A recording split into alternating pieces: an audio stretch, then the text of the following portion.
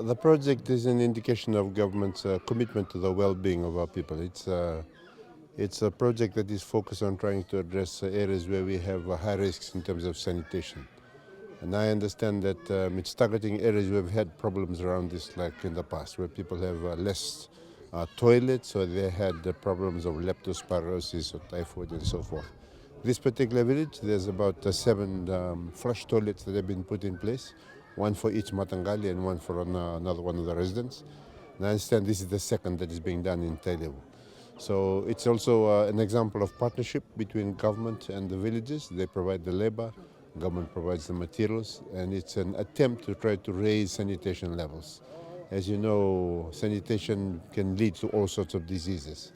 So we're hoping to see that more of these types of projects can be put in place, especially for areas of public health. And when people are healthy, it leads to them to being more productive. They can engage in a lot more activities that raises their economic well-being in the future. So we're very glad to be able to partner the people of Nasaibitu, and we're thankful that we can have this project. And we look forward to being, probably encourage them to have more of these, flush toilets, because they have adequate water here for flush toilets. We know that in some parts of Fiji where there's not enough water, they don't use flush toilets, they use other forms, but it's all in the attempt to increase enhance sanitation. So I'm very glad to be here on behalf of, in my role as Acting Minister for Rural and Maritime Development, to commission this project, and the government is looking forward to working with other communities, and we encourage them to focus more strongly on better sanitation in all of our villages.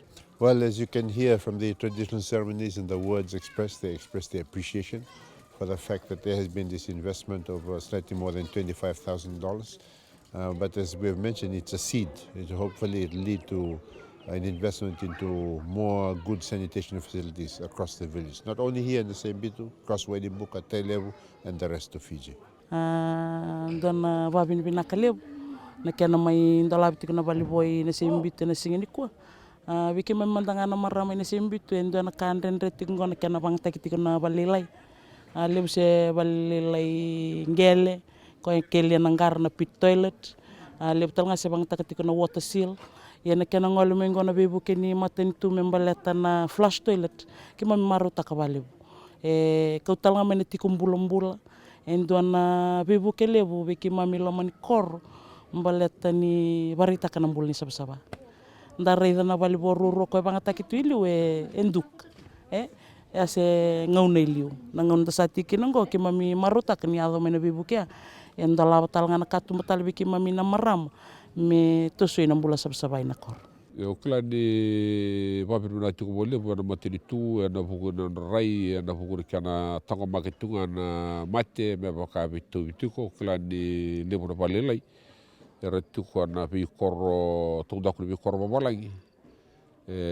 Compost nga radaka botuga manangase klan ni joto tola tu na mate ni mai rei na rai ni matinitu kia mi sabutu tu na baka biripina kana sugile bu kua na buku ni kau itu ni matinitu ana kana taro bitu ko na mate me bitu bi ka bi do be ni na bi mate du so me baka asatare bitu ko na ngono ko kala di lebu sarna manu na mami bitu ko na korba biti retu ko na kuli tu ko na ose retu ko na bulu makau ana do dapo to tol sartu ko na mate ya da pokok biripina kana rei tu ngama na mate itu me rei tu me na dale de ponua sarni tu ko sarna to daga tambane ni mula na tu ko bola na kana karabi tu na balelai ini tu kana pale po dresa ko tu na mate itu ke me bisa pokok biripina ka tu ko na barra mataki na kana tango magitunga na bola raramba ana lama ni tu ko na to daga ni korba balai